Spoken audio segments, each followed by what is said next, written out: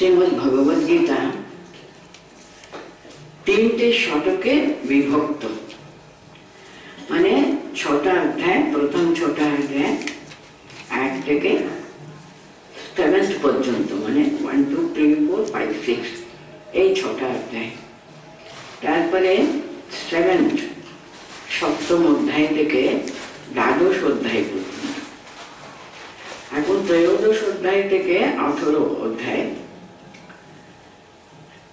আমরা তো জানি তিনটে বিভাগে কি কি আছে। প্রথম বিভাগে কি, সেটা হলো মানুষ কেন্দ্রিক, মানব কেন্দ্রিক, সেটা অর্জুন কেন্দ্রিক।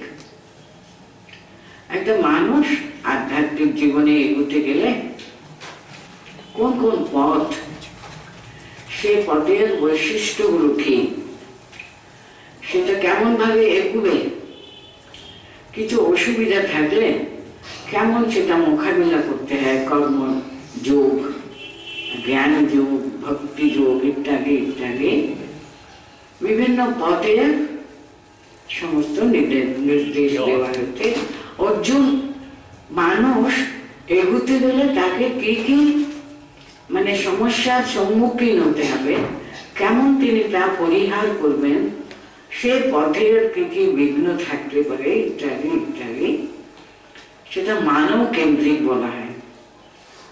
আর 7ম অধ্যায় থেকে কি আরম্ভ হলো, জ্ঞান বিজ্ঞান যোগ। সেখান থেকে পরিসমাপ্তি হলো ভক্তি যোগে 12 অধ্যায়। সেটা পুরোপুরি ভাবে ভগবত কেন্দ্রিক।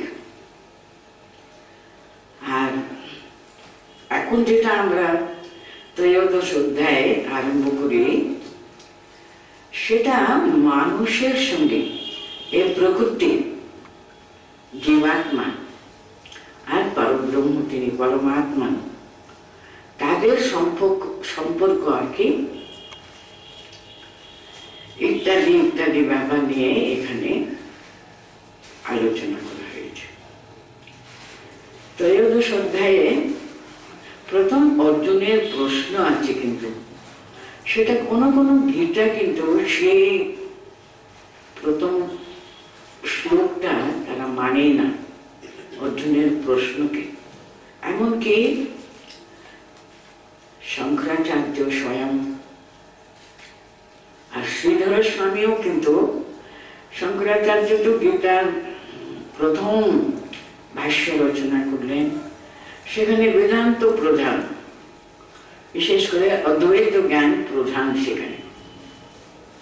শ্রীধর স্বামী কিন্তু ভক্তি, এরাও কিন্তু এই প্রথম শ্লোকটা ওরা মনে করে এটা প্রক্ষিপ্ত, মানে পরে সেটা এখানে যোগ দেওয়া হয়েছে আর কি।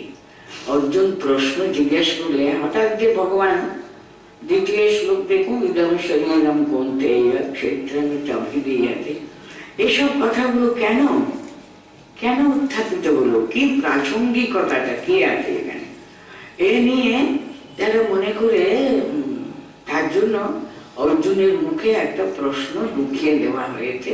এটা কারো কারোর মত, কিন্তু ব্যাপারটা কি জানেন, হঠাৎ যে ভগবান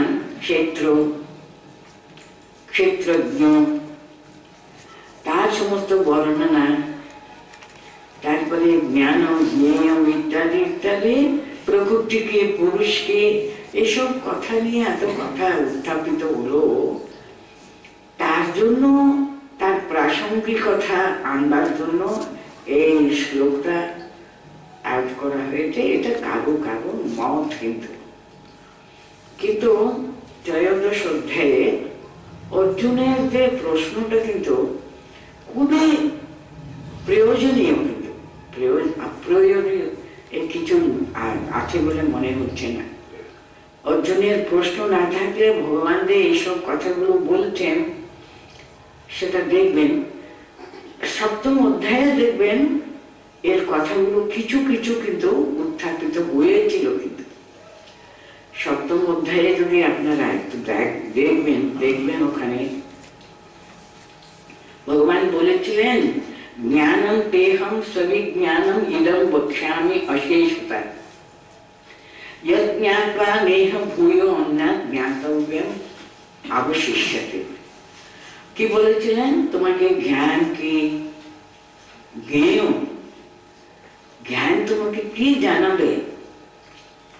এই সমস্ত কথা তোমাকে বিস্তারিত ভাবে প্রকৃতি, পুরুষ সবকিছু তোমাকে জানাবো। এটা জানলে না আর কিছু তোমার জানবার ব্যাপারই থাকবে না। তিনটে কথাও কিন্তু জ্ঞান বিজ্ঞান যুগে বললেন ঠিকই, কিন্তু সেটা প্রধান প্রাধান্য দিলেন শুধু ভগবান, ভগবত তত্ত্ব। সে চললো তো চললো, আটে হলো, তারপরে রাজবিদ্যা, রাজগুহ যোগে তিনি নিজের কথা, ভগবানের কথা, সবকিছু মই এমন কথাও বলেছিলেন উনি, আমাদের সমস্ত কিছু কিন্তু মণিগণা আনিবা, আমার ভিতরে সবই প্রক্ত, আমাকে জানতে পারলে তুমি সবকিছু জানতে পারবে। তার জন্য তার বিভূতি প্রসঙ্গ উঠল।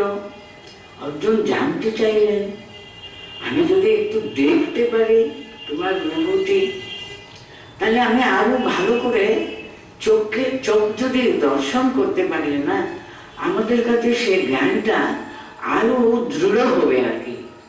আমরা কোনো বস্তুকে যদি চোখে নিজে দেখতে পারি, দর্শন হলে, দর্শন স্পর্শন, এরকম ভাবে আমি সাধারণ মানুষ, আমি সবগুলো যদি আমার পঞ্চ ইন্দ্রিয় গোচর যদি হতে পারে, আমি ধারণা করতে পারি, বুঝতে পারি জিনিসটা। তাই জন্য ভগবান ওই ভাগবতী কথা, ভগবানের কথা, সেটাই অনেক অনেক ভাবে বর্ণনা করলেন, তাই না? আমি এটা বলে আপনাকে আরম্ভ করছি। দেখুন, প্রথম শ্লোক সব গীতায় আছে নাকি আমি জানি না, অর্জুন উবাচ থেকে আরম্ভ হচ্ছে এটা। প্রকৃতিম পুরুষম চৈব ক্ষেত্রম ক্ষেত্রজ্ঞম এব চ এতদ্ বেদিতুমিচ্ছামি জ্ঞানম জ্ঞেয়ং চ কেশব। অর্জুন কি জিজ্ঞাসা করতেন? হে কেশব, প্রকৃতিম পুরুষম চ এব ক্ষেত্রম ক্ষেত্রম এব চ জ্ঞানম জ্ঞেয়ং চ এতদ্ বেদিতুম ইচ্ছামি। আমি জানতে চাই। কি কি জানতে চাই? আচ্ছা, প্রকৃতি এবং পুরুষ, ক্ষেত্র এবং ক্ষেত্রজ্ঞ, আর কি জানতে চাই? জ্ঞান, কাকে জ্ঞান বলে? জ্ঞেয় বস্তুই বাকি। কারণ সপ্তম অধ্যায়ে দেখুন উনি বলছেন, আমার একটা পারা প্রকৃতি আছে আর একটা অপরা প্রকৃতি আছে বলেছিলেন। সেখানে আরো বলেছিলেন, জ্ঞানন্তে সবিজ্ঞানমিদং বক্ষ্যামি বলেছিলেন উনি ওখানে। থার্ড শ্লোকে দেখবেন সপ্তম অধ্যায়ে বলছেন, জ্ঞানন্তে অহম সবিজ্ঞানমিদং। একটা হলো নলেজ, আর একটা হলো বিজ্ঞান সহিত, মানে তার যে রিয়েলাইজেশন। আমি একটা জিনিস, ঠাকুর বলতেন না, চিনির কথা শোনা একরকম, কিন্তু চিনি যে খেয়ে তাকে রস আস্বাদন করে আরেকটা জিনিস না। একটা হলো নলেজ, চিনিটা এই বস্তু, তার এই রুচি, তার এই ফুড ভ্যালু, অনেক কিছু জ্ঞান অর্জন করলাম। আর এই জিনিসটা কি, সেটা খেতে কেমন, সেটা যদি আমরা অনুভব করতে পারি, অনুভব হলে সেটা হলো বিজ্ঞানমিদম। উনি বলেছিলেন, জ্ঞানন্তে অহম সবিজ্ঞানমিদং বক্ষ্যামি। আর সেটা জানলে জ্ঞাতব্যম না অবশিষ্যতে বলে দিয়েছে, আর কিছু জানবার তোমার থাকবে না। এখানে কিন্তু ভগবান দাদান মনে করেছেন আমি শুধু জ্ঞেয় বস্তুর কথাই বললাম। ভগবানকে জানতে হবে, ভগবানকে জানলে সব জানা যাবে ইত্যাদি। তার জন্য তো বলে উনি ভগবানের দিকে চলে গেলেন, ভগবত তত্ত্বটা নিয়ে সব কিছু আরম্ভ করে দিলেন। এখানে দেখবেন প্রকৃতিম পুরুষম চৈব, प्रकृतिं पुरुषं चैव क्षेत्रं क्षेत्रज्ञमेव च अज्ञानं ज्ञेयं च केशव। कि जानते हैं प्रकृति की, पुरुष की, और क्षेत्र क्षेत्रज्ञ আর জ্ঞান আর নিয়ত।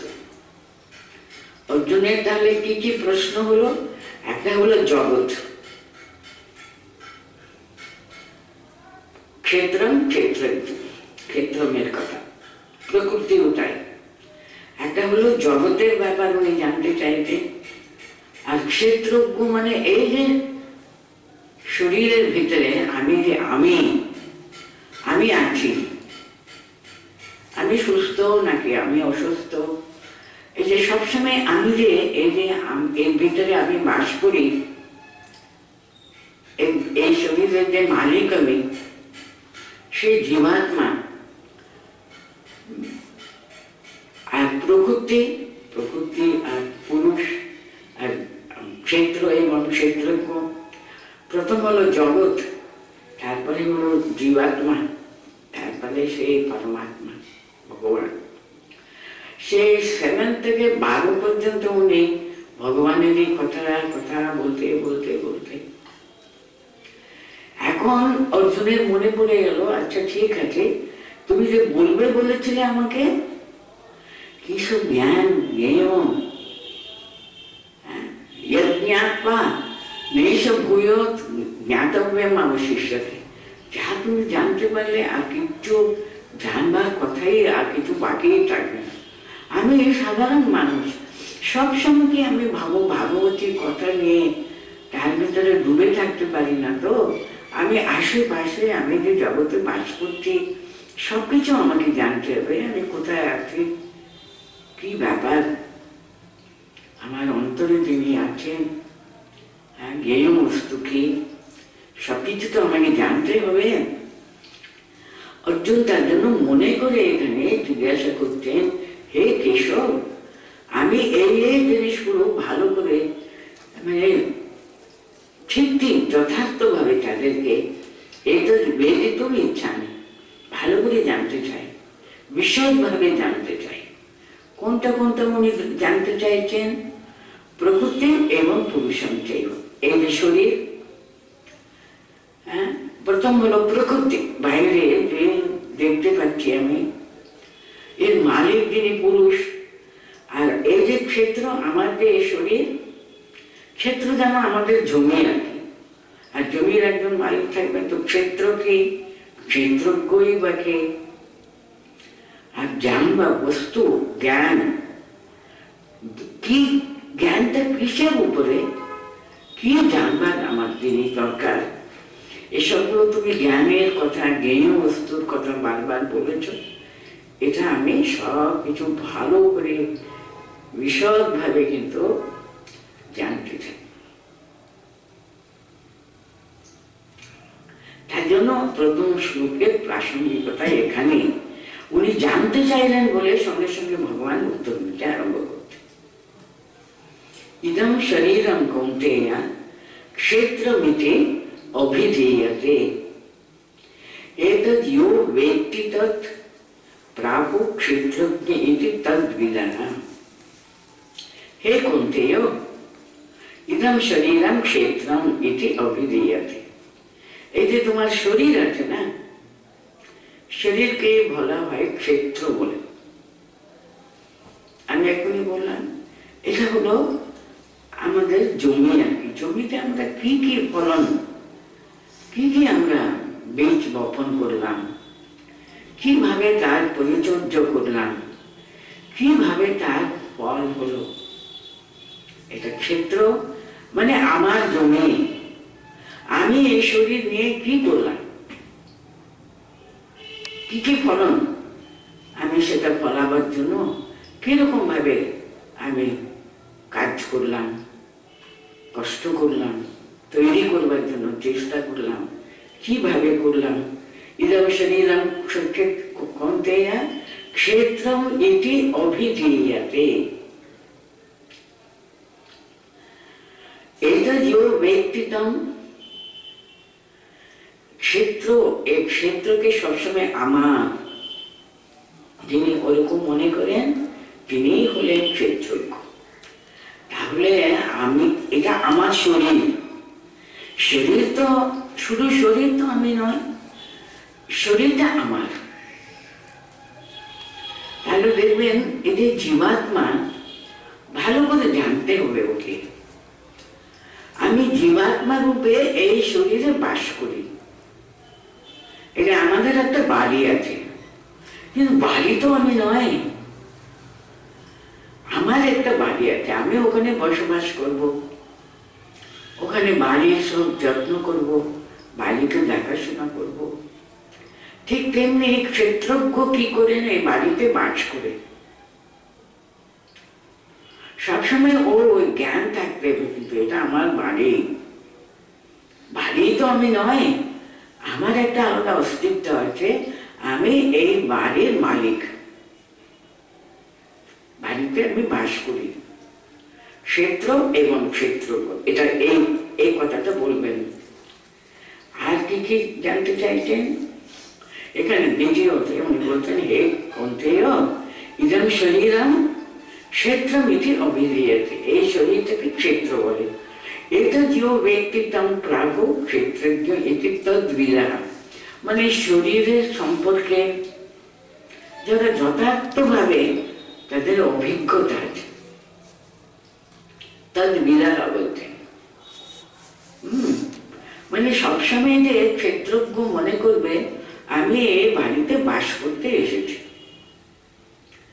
বাড়ি তো আমার নয়, কিন্তু এমন সময় আমরা এমন ভাবে অনেক সময় বাড়িতে ব্যবহার করি, বাড়িতে থাকি, কিংবা বাড়ির সম্পর্কে নিজেকে কারিত করে একেবারে তার সঙ্গে এক হয়ে যায়। কিন্তু ক্ষেত্রজ্ঞ সবসময় মনে রাখবে এই শরীর আমার, শরীরে আমি বাস করি, যতদিন শরীরটা ধারণ করে আছি এই শরীরে আমি বাস করি। এরকম কত শরীর আমার এসেছে, কত শরীর আমি ছেড়েছি। আমাদের হিন্দু ট্রেডিশন আর কি, পুরাণ কাহিনী বলে কত 84 লক্ষ জনে আমরা বাদ দিয়ে এই মনুষ্য শরীর আমরা পেয়েছি।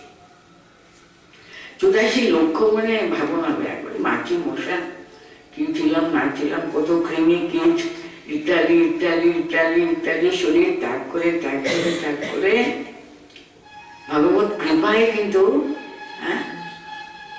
আমরা এসে এই মানুষ শরীর পেয়েছি।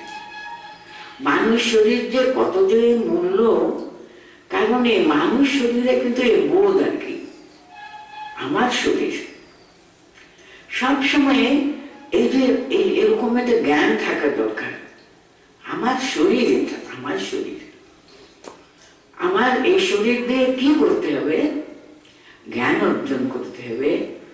জ্ঞান কিসের জন্য? জ্ঞেয় বস্তুকে, সে সমস্ত জগতের তিনি মালিক আছেন, তারই অংশ কিন্তু আমার শরীরের ভিতরে অবস্থান করে। কারণ এর পরের শ্লোকে উনি বলবেন শুধু যে আমি, কারণ এর পরের শ্লোকে বলবেন, দেখুন সমস্ত শরীরের পিছনে সে পরব্রহ্ম রূপে তিনি আছেন। আর মনুষ্য জীবনের সার্থকতা কোথায়? ওই যে যিনি মালিক সমস্ত শরীরের পিছনে। এই দেখুন একটা বিরাট বড় সমুদ্র, তাই না? সমুদ্রে সব সময় ঢেউ উঠতেই থাকে, উঠতেই থাকে, উঠতেই থাকে, কত ঢেউ, কত আসে, কত আবার চলে যায়, আবার এই প্রত্যেকটি ঢেউ যেন একটা শরীর। সে ঢেউয়ের কিন্তু তার একটা অস্তিত্ব আছে, না তো বলা যাচ্ছে না। শরীর থেকে সমুদ্র থেকে উঠে কিন্তু আবার সমুদ্রতে বিলীন হয়ে যায়। সে প্রত্যেকটি ক্ষেত্রে যে ক্ষেত্রজ্ঞ আছেন, he belongs to the ocean. He doesn't belong to the different waves, you know. ছোট ছোট একটা বিরাট বড় ঢেউয়ের তারও অস্তিত্ব আছে, নেই বলছি না আমি, সমুদ্র থেকে উঠতে সমুদ্রে বিলীন হয়ে যাচ্ছে, তাই না? কিন্তু I belong to the ocean, আমি সমুদ্রের কিন্তু আমার সঙ্গে আইডেন্টিটি, কিন্তু কারণ সমস্ত ঢেউগুলো কোথা থেকে উঠেছে? সমুদ্র থেকে উঠছে, সমুদ্রে বিলীন হয়ে যাচ্ছে। এই যে দেবের মতো একটা আকৃতি, একটা আকার তো আছে, প্রত্যেকটি দেবের একটা ইন্ডিভিজুয়ালিটি আছে, তার একটা ব্যক্তিত্ব আছে, তাই না? সে কত উঁচু করে উঠে আবার এসে এমন ধাক্কা দেয়, কত কি বস্তু তখন সমুদ্র থেকে বাইরে রেখে দিয়ে যায়, আবার ফিরে যায়, আবার আসে। এই যতক্ষণ আসা যাওয়া আসা যাওয়া, কিন্তু বাসস্থান কিন্তু আমাদের বাসস্থান সে ওশান, কিন্তু সমুদ্র, কিন্তু তাই না? এই যে ক্ষেত্র ক্ষেত্রজ্ঞ, তারপরে শ্লোকে উনি বলছেন দেখুন, ক্ষেত্রজ্ঞম আপি মাম বিদ্ধি সর্বক্ষেত্রেষু ভারত। ক্ষেত্রজ্ঞেয় জ্ঞানম যত্ত জ্ঞানম মতম মম। দ্বিতীয় শ্লোকের সঙ্গে তৃতীয় শ্লোকটা একসঙ্গে সবসময় আমাদের ভালো করে পড়ে তার অন্তর্নিহিত মানেকে সবসময় জানতে হবে। কারণ এই উপমা যদি আমাদের মনে থাকে, বিশাল বড় অম্বুদে সমুদ্র আর কি। উনি তৃতীয় শ্লোকে কি বলছেন? ক্ষেত্রজ্ঞ অপি মাম মাম বিদ্ধি সর্বক্ষেত্রেষু ভারত। হে ভারত, সর্বক্ষেত্রেষু মাম ক্ষেত্রজ্ঞ অপি মাম অপি বিদ্ধি। সবসময় মনে রাখবে, তুমি কি মনে রাখবে? সমস্ত ক্ষেত্রে যে ক্ষেত্রজ্ঞ রূপে আছেন আমি, আমি শুধু এই শরীরের ক্ষেত্রজ্ঞ তা নয়, সমস্ত ক্ষেত্রের ক্ষেত্রজ্ঞ কিন্তু আমি। আর জ্ঞানটা কি এখানে বলছেন? ক্ষেত্রজ্ঞেয় জ্ঞানম যত্ত জ্ঞানম মতম মম। দেখুন এখানে কিন্তু জ্ঞান এবং জ্ঞেয় তার উত্তর হয়ে গেল। ক্ষেত্রজ্ঞেয় জ্ঞানম, ক্ষেত্র কি? আর প্রত্যেকটি ক্ষেত্রের ক্ষেত্রজ্ঞকে এটা জেনে আমার মতে এই যে জ্ঞান, আরো বলছেন আমাকে কি জানবে তুমি? মাম বিদ্ধি সর্বক্ষেত্রেষু ক্ষেত্রজ্ঞ। আমি সমস্ত ক্ষেত্রের যে ক্ষেত্রজ্ঞ আমি, এই হলো সে পরম জ্ঞান। কবে যে আমাদের সেই পরম জ্ঞান হবে বলুন তো? প্রত্যেক ক্ষেত্রে যিনি ক্ষেত্রজ্ঞ রূপে আছেন, তিনি কিন্তু আমার অন্তরেও সেই কিন্তু ক্ষেত্রজ্ঞ রূপে আছেন। উনি কিন্তু শুধু আমার শরীরে আছেন তা নয়, উনি সকলের ক্ষেত্রে, সমস্ত দেবের পিছনে যে মহা অম্বুদি রয়েছে, সে মহাসমুদ্র রয়েছে, তিনি হলেন আমি। সর্বক্ষেত্রেষু ক্ষেত্রজ্ঞ মাম বিদ্ধি। আমি যে পরব্রহ্ম রূপে তিনি, পরমাত্মা রূপে তিনি সমস্ত ক্ষেত্রকে পরিব্যাপ্ত করে রয়েছে। আমরা সবাই কিন্তু সে মহাসমুদ্রেরই এক একটা ঢেউ মাত্র। সবাই গিয়ে পৌঁছবো কিন্তু তারই শ্রীচরণে, কিন্তু সেটাই কিন্তু আমাদের একমাত্র স্থান। তার জন্য কি হলো দেখুন, ক্ষেত্রও তিনি, ক্ষেত্রজ্ঞও তিনি। ক্ষেত্রজ্ঞ যত যেখানে, তার জন্য আমরা এত সহজে বলে দিই, যাহা যাহা নেত্র পড়ে তাহা তাহা ইষ্টস্থলে। সেই যে একটা বিরাট বড় সে অভিজ্ঞতা আর কি, কবে হবে বলুন তো? সকল শরীরে যাহা যাহা নেত্র পড়ে আর কি, উনি নেই এমন কোন স্থান তো জগতে নেই, তাই না? হ্যাঁ, এই ছোট বালক প্রহ্লাদের কিন্তু এই জ্ঞান হয়েছিল। বাবা হিরণ্যকশিপু, আসরিক প্রকৃতি মনে আর কিছু না। আমরা ভগবানকে যখন ভুলে থাকি তখন কি মনে করি? আমি সব। এই যে আমার ভিতরে যে ক্ষেত্রজ্ঞ একটা ছোট অংশ, সেই ছোট অংশকে আমি এমন ভাবে ফুলিয়ে পেঁপিয়ে এমন করে নিই, আমি আর আমার, এটাই জগৎ আমার। এছাড়া তিনি যে যাহা যাহা নেত্র পড়ে, সবই তো তিনি তিনি তিনি তিনি তিনি। সর্বক্ষেত্রে আমি কিন্তু ক্ষেত্রজ্ঞ রূপে বাস করি। এটা সর্বদা যে মনে রাখবে, সেরকম আচরণ করবে, তিনি ঠিক ঠিক কিন্তু আমাকে জেনেছেন, তারই জ্ঞান হয়েছে। এটাই হলো জ্ঞান, এটাই হলো জ্ঞেয় বস্তু। ক্ষেত্রও তিনি, ক্ষেত্রজ্ঞও তিনি। যখন আমরা সমুদ্র কাছে গিয়ে বসি, এটা যদি আমরা সর্বদা মনে রাখতে পারি, তিনি সর্বক্ষেত্রেষু আহং ক্ষেত্রজ্ঞ ইতি মাম বিদ্ধি। তিনি সর্বত্র তিনিই রয়েছেন, অনুকণা। সবাই তো মানুষই না, যেখানে যেখানে অস্তিত্ব আর কি, সব তিনি। আর ক্ষেত্রও কিন্তু তিনি। সমুদ্রের ঢেউ সমুদ্র থেকে তো উঠছে রে বাবা, বাইরে থেকে কোথাও ঢেউ নিয়ে আসছে ওরা, তা তো নেই। সমুদ্র থেকে ঢেউ উঠছে, আবার সমুদ্রতেই বিলীন হচ্ছে। ভগবান তিনি, উনি। আপনারা দেখবেন সকালবেলা যখন অনেক সময় আমরা স্তোত্র পাঠ করি, পুরুষ সত্য বলে একটা আছে। সে পুরুষ, সে পরম পুরুষ, তিনি সমস্ত প্রকৃতি তিনি সৃষ্টি করলেন। তারই ইচ্ছা হলো আহম বহুশ্যাম হব, আমি বহু হব। এই একা উনি আনন্দ করতে পারছে না বলে উনি বহু হলেন। সমস্ত জগৎ প্রপঞ্চ সব কিছু তিনি সৃষ্টি করলেন। যে ভক্ত ভগবানকে চিন্তা করতে করতে করতে করতে করতে তিনি কি দেখেন, দেহা দেহা নেত্র পড়ে। জ্ঞানী কি দেখবেন, উনি অন্তরে আত্মা, যে পরমাত্মারই একটা অংশ, সে পরব্রহ্মেরই তিনি বিভিন্ন রূপ মাত্র। তিনি এখানেও আছেন, ওখানেও আছেন, এই রূপে আছেন, ওই রূপে আছেন, সব রূপে তিনি বিরাজ করেন। সে জ্ঞান যেন জঞ্জল করতে সব জায়গায়।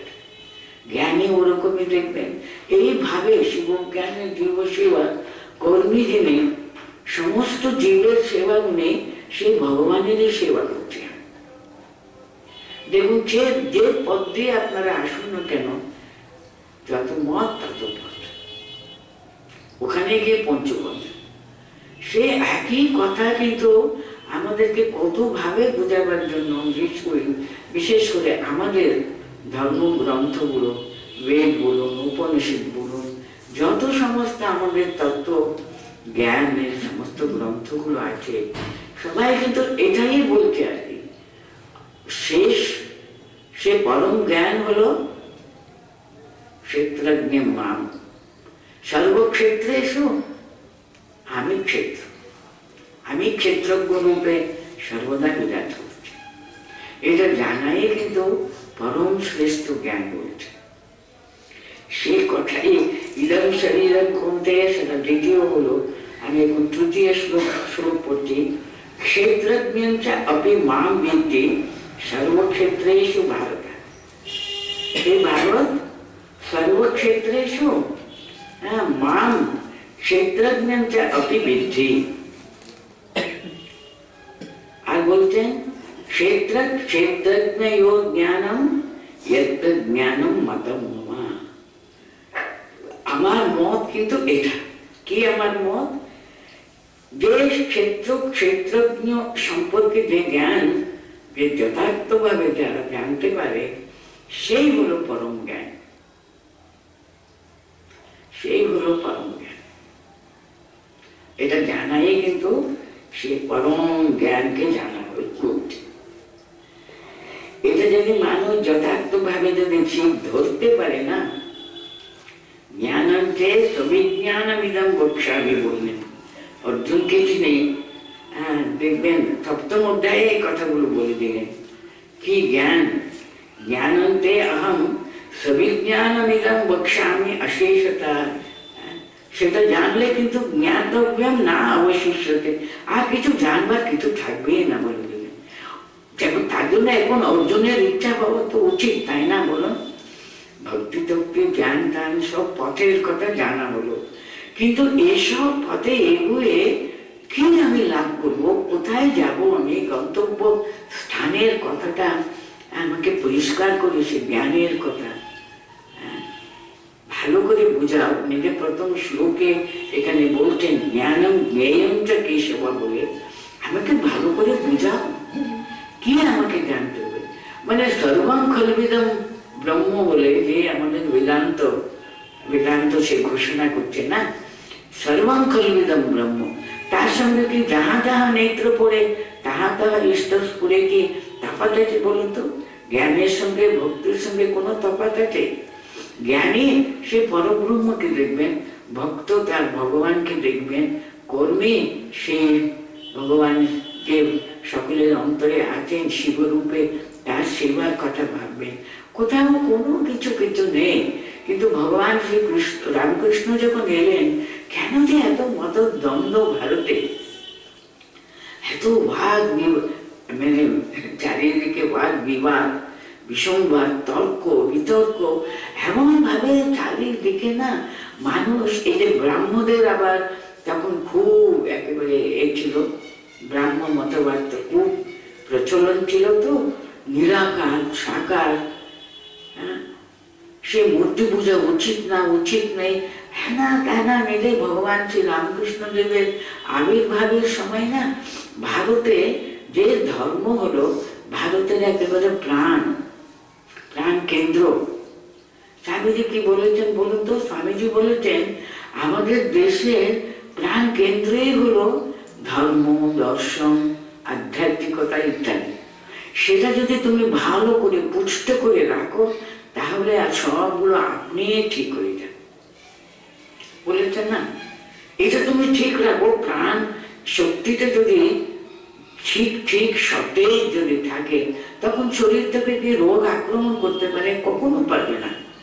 যদি প্রাণ বস্তুকে যদি আমরা দুর্বল করে ফেলি, তখন তো শরীরকে কত দিক থেকে কত রকমের রোগ, কত কি তখন আমাদের আক্রমণ করতে পারে। তো যার জন্য দেখুন ভারতে এটাই ইতিহাসটা যদি আমরা ভালো করে পর্যালোচনা করলে এটাই দেখা যায়, মিথ্যা কথা না। গীতাটা বলতে যখনই যখনই ধর্মের অবক্ষয় হয়, তখনই কিন্তু আমি আসবো।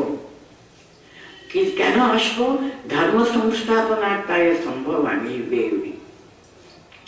সবসময় তিনি এসছেন, দেখুন ধর্মের কোন তাহলে দেখুন আমাদের দেশের ইতিহাস এখন আরো কত কি রিসার্চ হচ্ছে না, কত কি রিসার্চ এখনো চলেছে। ওই হারপ্পা, মহেঞ্জোদারো, ওই সরস্বতী নদী বলে একটা নদী ছিল, সেটা তো একেবারে কেউ এখন দেখতেই পাচ্ছে না, এমন অবস্থা। কিন্তু ওয়ান্স আপন এ টাইম এককালে সে কি বিশাল বিশাল নদী, তার অ্যাকচুয়ালি দু তীরে কিন্তু আমাদের আদ্য সভ্যতা ইত্যাদি ইত্যাদি এত ভালো করে গড়ে উঠেছিল।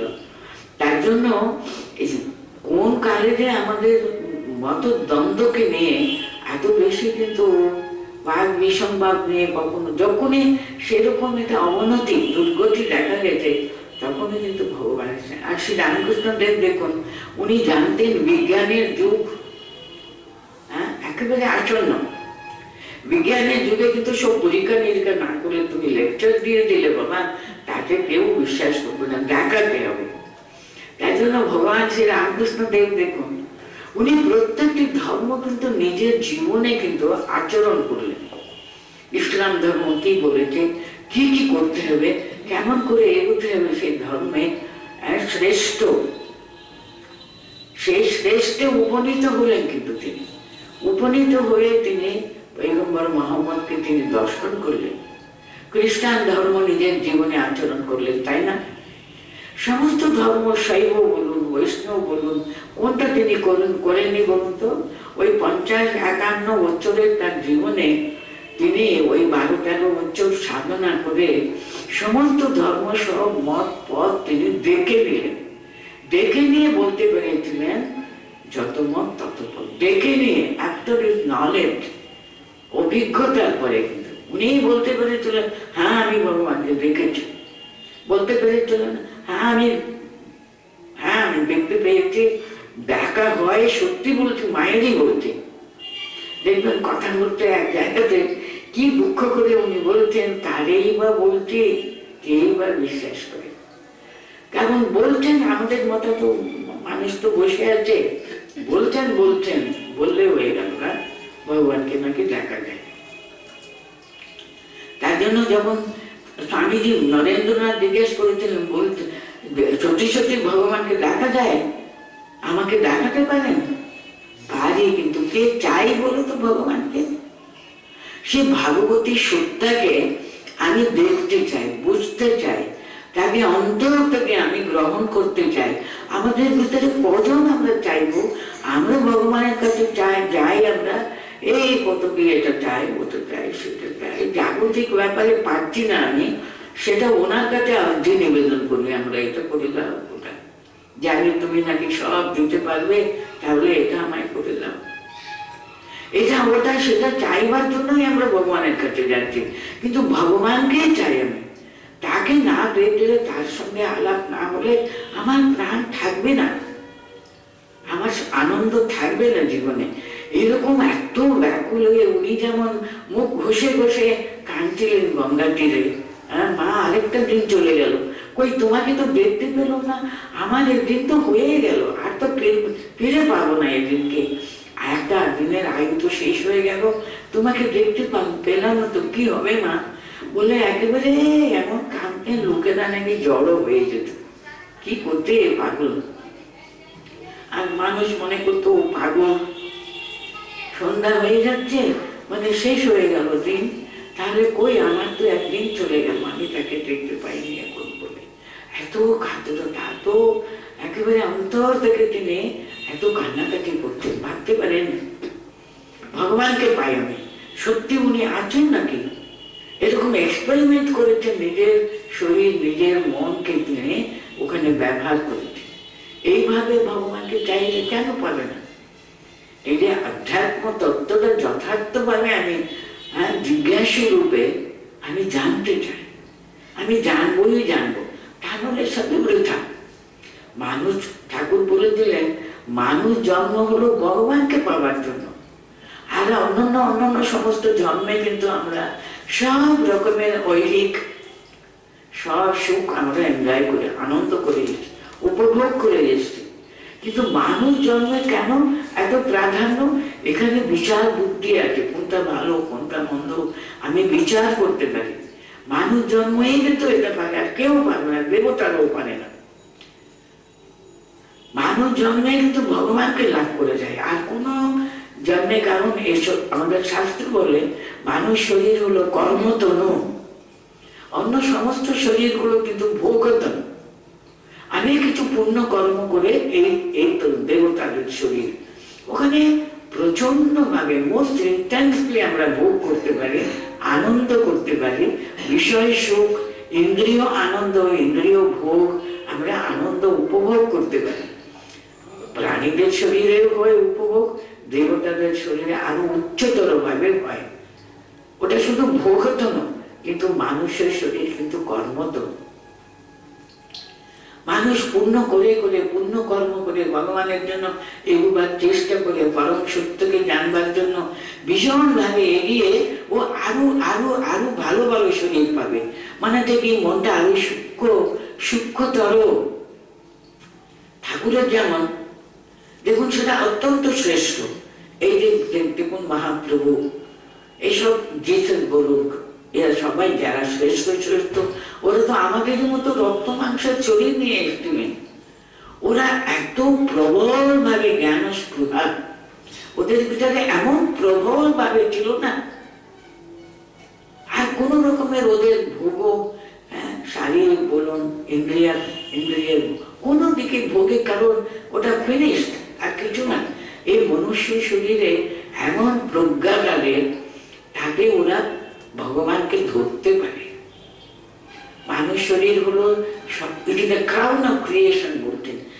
পাশ্চাত্য দেশের জ্ঞানী গুণী মানুষরাও এটা মেনে নেয়, কিন্তু মনুষ্য শরীরে কিন্তু সে পরব্রহ্মকে প্রতিফলন করে দেয়, প্রতিবিম্ব হতে পারে, এখানে প্রতিবিম্বিত হয় সে পরম সত্য। তার জন্য মনুষ্য শরীরের এত শ্রেষ্ঠতা। তার জন্য এই যে জ্ঞানম জ্ঞেয়ম কথাটা বলে এই কথাগুলো বললেন আর কি এখানে ক্ষেত্রম হয়েছে। এরপরে আরম্ভ করতেন, আমি ফোর্থ শ্লোকটা বলছি, তৎ ক্ষেত্রম ইয়চ্ছা ইয়াদৃচ্ছা यद विकारे यदश्च यत् सचयो यत् प्रभावश्च तत् समासेन मे शृणु। কি সুন্দর বলছেন দেখুন এখানে, তৎ ক্ষেত্রম, এই যে ক্ষেত্র, ইয়াচ্ছা এটা যথার্থ ধারণ, প্রকৃতি কি, ইয়দ দৃচ্ছা এর কি কি রূপ আছে, ইয়দ বিকারে কত রকমের বিকার আছে মানুষ শরীরে, ইয়াদশ্চ ইয়ৎ আর কি প্রকার, কি ভাবে কে ব্যবহার করতে হবে, সব কিছু আমি তোমাকে বলছি।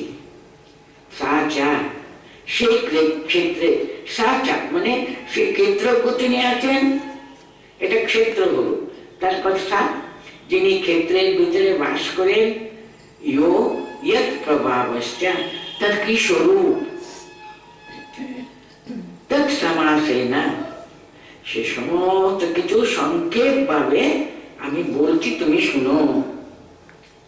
যেমন তার যে শিষ্য রূপে অর্জুন যখন এত আন্তরিকভাবে জিজ্ঞাসা করতেন, তার জন্য ভগবান সঙ্গে সঙ্গে দেখুন তার কি কৃপার সঙ্গে সঙ্গে বলতেন, বলছি তোমাকে। প্রথম ক্ষেত্রের কথা বলছি, ক্ষেত্রের রূপটা কি কি, তার কত রকমের বিকার গুলো আছে, মানে ছোটবেলাতে তার কি রূপ, তারপরে কি রূপ, কেমন কেমন ভাবে মানুষ তো শরীর তো রক্ত মাংসে গোড়া শরীর, তার কত রকমের ভাব, কত রকমের তার বিকার হতে পারে, তাও বলছি। সব কিছু তোমাকে বলছি আমার কাছ থেকে, শোনো তুমি। আর যিনি ক্ষেত্রজ্ঞ ভিতরে সার রয়েছেন, তার কি প্রভাব, তার সে কথাও আমি তোমাকে, ক্ষেত্রের কথাও বলবো, ক্ষেত্রজ্ঞের কথাও বলবো, সংক্ষেপে সবকিছু বলবো, তুমি মন দিয়ে ভালো করে শুনো। মানে এরকম আন্তরিক ভাবে আপনি ঠাকুরের জীবনটা যদি পাঠ করে থাকেন, দেখবেন সব মাকে জিজ্ঞাসা করতে উনি, যে কোনো তার কোনো কিছু কিছু জানে না, সে ব্যাপার জানতে ইচ্ছা হলে, মা এটা কি আমাকে বুঝিয়ে দাও, তুমি না বুঝালে কে বুঝাবে মা আমাকে।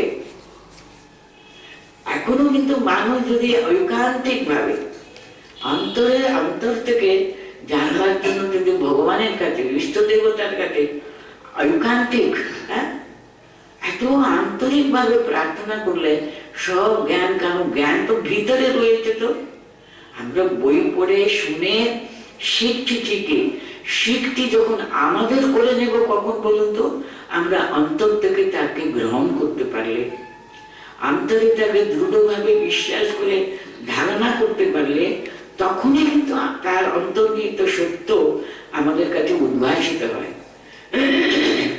তার জন্য স্বামীজি যখন স্বামীজির এডুকেশনের ডেফিনেশন দেখবেন, রিলিজনের ডেফিনেশন গুলো দেখবেন, সমস্ত সংজ্ঞাতে কি আছে বলুন তো, অন্তরে জ্ঞান আছে, তার ম্যানিফেস্টেশন হবে বাইরে, সবগুলো বইতই পড়ে, কিন্তু জ্ঞান কিন্তু নিজের অন্তরে রয়েছে। Manifestation of the wisdom which is already in man, এডুকেশনেও তাই বলবেন, রিলিজনেও তাই বলবেন, সেই জ্ঞানটা কিন্তু ভিতরে রয়েছে, কিন্তু তারই কিন্তু উদ্বুদ্ধ করা, প্রকাশিত করা আর কি, এইসবগুলো সাহায্য করে আমাদের। তার জন্য মানুষকে এত একাগ্র হতে হয়, মনটা একাগ্র করে ভিতরে তাকে ঢুকাতে পারলে, অন্তর্নিহিত সেই অন্তর্জ্ঞানের সঙ্গে যুক্ত হতে পারলে, তখনই দেখবেন যা পড়ছি আমরা সেই সমস্ত জ্ঞানটা আমরা জ্ঞানে আমরা অধিষ্ঠিত হতে পারি, তা নাহলে কিন্তু কখনো হবে না।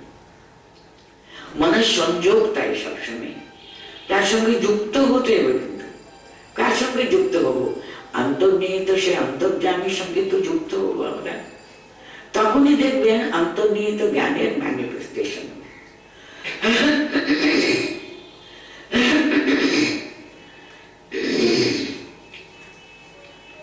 তৎক্ষেত্রম यच्च यादृक् एकोनी पढ़लाम कि यद् विकारे यदश्च यत् सचयो यत् प्रभावश्च तत् समासेन मे शृणु।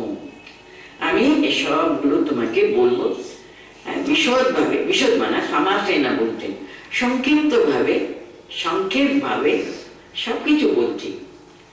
ঋষিভির বহুধা গীতম ছন্দোভি বিবিধৈ পৃথক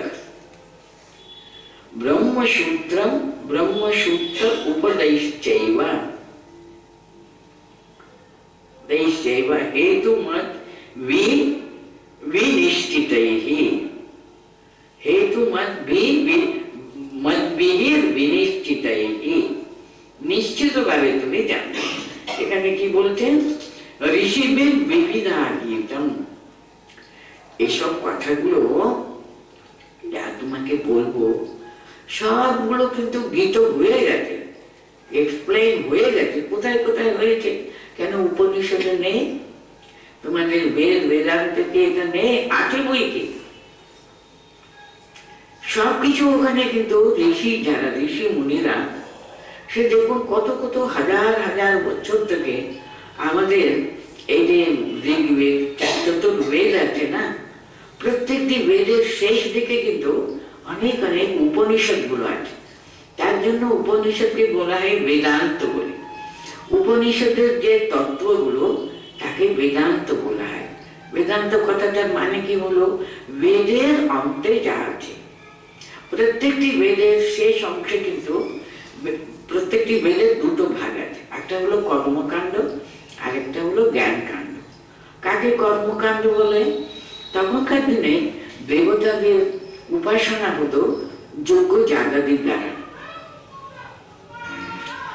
সাধারণ মানুষ তারা প্রথম কি চাইবে?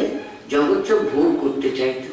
ক্ষেত্র পেয়েছি আমরা, শরীর পেয়েছি, আমাদের অন্তরে যে তৃষ্ণা মেটাবার জন্য, আমরা শারীরিক সুখ ভোগের জন্য আমরা তখন, তাও কিন্তু ওখানে বিধান আছে।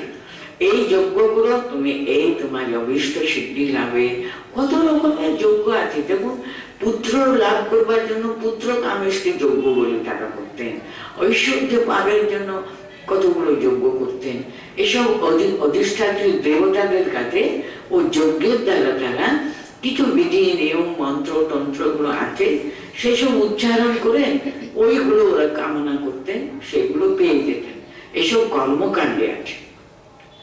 মানুষ তো, মানুষের এইসব ভোগের প্রতি আকাঙ্ক্ষা আছে বইকি, সেসব মিটে গেলে কিন্তু একদিন উনি বুঝবেন এই তো করে এসছি যে বাবা, সব হয়েছে, আর কিছু চাই না। এখন সত্যি সত্যি আমি পরম সত্যকে জানতে চাই। সেটা দেখুন আমাদের এই যে শরীর, মানুষ শরীরে ঠিক ঠিক ধর্মকে ধরে যদি মানুষ এই সবগুলো উপভোগ করে থাকে, সেখানে কোনো অন্যায় নেই। কিন্তু আস্তে আস্তে আস্তে আস্তে ওনার মনটা এসব থেকে উঠে গিয়ে সে পরম তিনি জ্ঞান লাভ করবার জন্য সেই স্পৃহা ভিতরে আসবেই আসবে একদিন।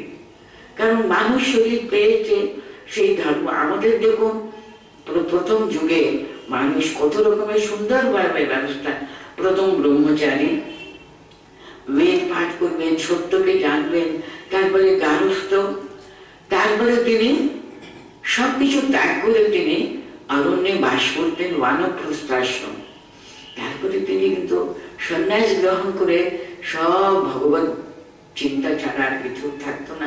এরকমের সমাজটা এমন সুন্দর ভাবে মানুষ জন্মকে তারা এইভাবে যাতে উন্নত উন্নত উন্নততর হবে, সে পরম সত্যের সঙ্গে সে লীন হয়ে গেল।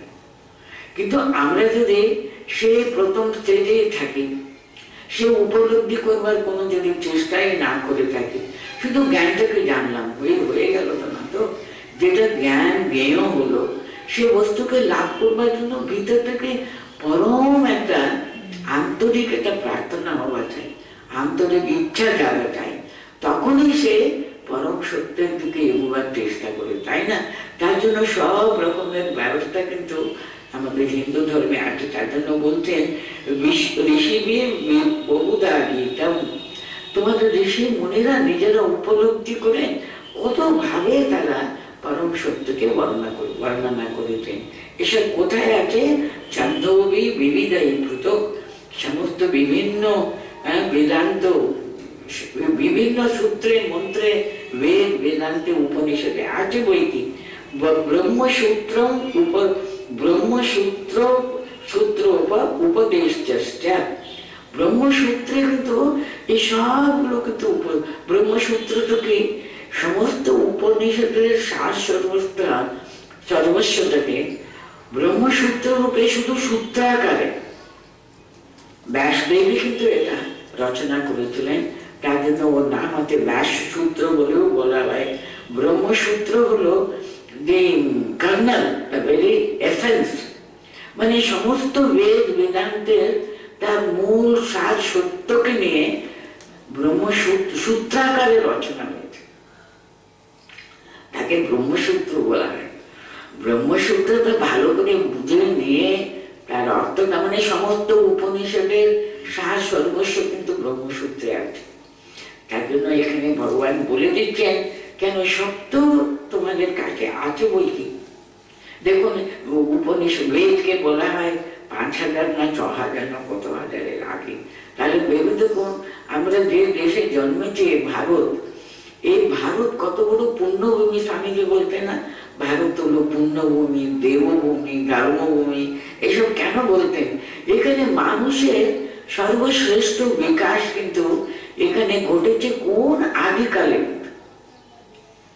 তারা কিন্তু সত্যি সত্যি ঋষি মুনিরা গার্হস্থ্যাশ্রম করে তাদের ডিউটি পালন করলো, তারপরে তারা বানপ্রস্থে চলে গেল। কত সুন্দর সমাজ তৈরি করে রেখেছিল দেখুন। তারপরে তারা বানপ্রস্থ থেকে আরো উপরে যতি সমস্ত কিছু সংসার ত্যাগ করে তারা ভগবানের সঙ্গে ঐক্যতা লাভ করবার জন্য চেষ্টা করতো। সমাজ যেন তাদের ব্যবস্থা করে দিত কিরকম উন্নত উন্নত উন্নত হতে হবে। তবু ওরা সব লিখে রেখেছেন বেদ বেদান্তে, বিশেষ করে উপনিষদে। আমাদের সমস্ত ধর্ম গ্রন্থের শ্রেষ্ঠ সার সর্বস্ব রয়েছে কিন্তু এই উপনিষদগুলির মধ্যে। আর উপনিষদেরও সার সর্বস্ব আরো ছোট্ট করে ব্রহ্মসূত্রে সূত্রাকারে বলা হয়েছে।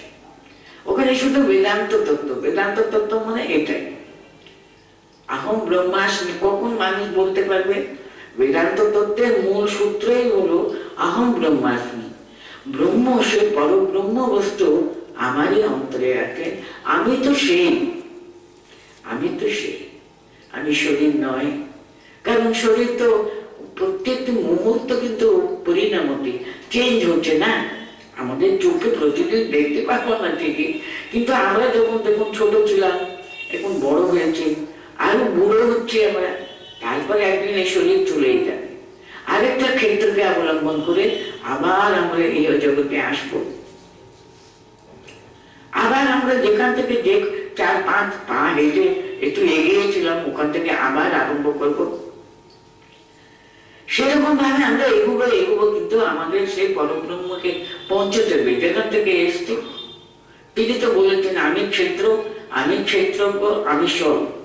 তার যখন ইচ্ছা হয়েছে আমাদেরকে এই শরীরে রেখেছেন, তাকে যদি আমরা ধরে থাকি, তাকে পাওয়ার জন্য আন্তরিক ভাবে আমরা সেই একটা ক্ষুধা যদি আমরা অনুভব করি, ভগবানকে পেতে হবে।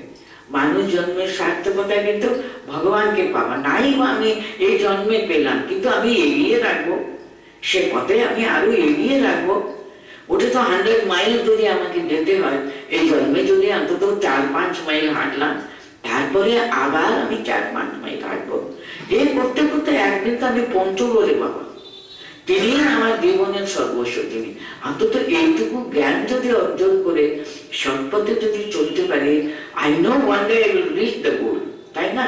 আমি জানি আমাকে পৌঁছতে হবে, সেখানে গিয়ে কিন্তু আমি পৌঁছবই। এত স্পিডিলি হয়তো আমি যেতে পারবো না, আস্তে আস্তে কিন্তু আমি পৌঁছবো। আমি জানি আমার জীবনের লক্ষ্যটা কি, আমি জেনে নিয়েছি। কিন্তু কেউ কেউ এত তাড়াতাড়ি গিয়ে পৌঁছবে না, আমি এই জীবনে পাবো। কেউ কেউ 10 জীবনে পাবে। তাতে কি হয়েছে? দেখ আমরা সব ঠিক ঠিক রাস্তায় দাঁড়িয়ে আছি, তুলে পাবো, আমরা যাবোই তার কাছে। সেরকম একাগ্রতা, ঐকান্তিক ভালোবাসা ভগবানের দিকে সেটা রাখতে পারলে হলো। এটা হিন্দু মানে, এই হিন্দু ধর্মে আমরা জন্মেছি, আমরা জেনে নিয়েছি জীবনের লক্ষ্যটা কি। এটা কি কম কথা নাকি বলুন তো? কিন্তু মানুষ জন্ম পেয়েও যদি আমি মানুষ যদি শুধু নিজের একটা দৈহিক সুখ স্বাচ্ছন্দ্য নিয়ে আমি সারা জীবন কাটিয়ে দিলে আমার সঙ্গে সাধারণ আমি যে আরো এই সবগুলো 84 লক্ষ জনিতে সব ভোগ করে এসছি টেরে পাবো, আরো ওই দিকে মন কেন থাকবে? এখন আরেকটু উন্নত হবো, আরেকটু উন্নত হবো, আরেকটু উন্নত হবো। শারীরিক কিন্তু উন্নতি লাভ করে আমি মনুষ্য জন্ম পেয়েছি, এখন মানসিক উন্নতিতে এগোবো, আরো এগোবো, আরো এগোবো। তার দিকে যাবার কোথা থেকে এসেছি আমরা, সেখানে গিয়ে পৌঁছবো না? আমরা নিজেদের বাড়ি ছেড়ে আর কতদিন বাইরে বাইরে এসব এসব শরীরে ঘুরতে থাকবো কেন বলুন তো? 84 লক্ষে ঘুরে এসছি বাবা, আবার মনুষ্য শরীরেও সেই চিন্তা কেন সর্বক্ষণ করতে থাকবো না? আমরা আর একটু এগোবো। এই যে এটাই কথা এখানে বলছেন তোমাদের ঋষি মুনিরা, এই তো বলেছেন। হ্যাঁ, কত রকমের ছন্দ তারা ব্যক্ত করে গেছেন।